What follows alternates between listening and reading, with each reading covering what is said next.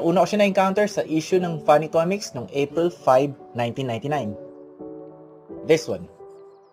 And his name is Voltec 5. Dito sa episode na to, makikita ninyo na may parody rin ni Daimos. And his name is Daimios. And dahil nga Funny Comics to, si Voltec 5 is actually a comedy version of Voltes 5. And on this one, aatawa rin ang version ni Daimos dahil meron siyang bigote. Looking at the character design of Voltec 5, I'd say he is pretty much cool. Ang angas ng pagka-drawing niya actually.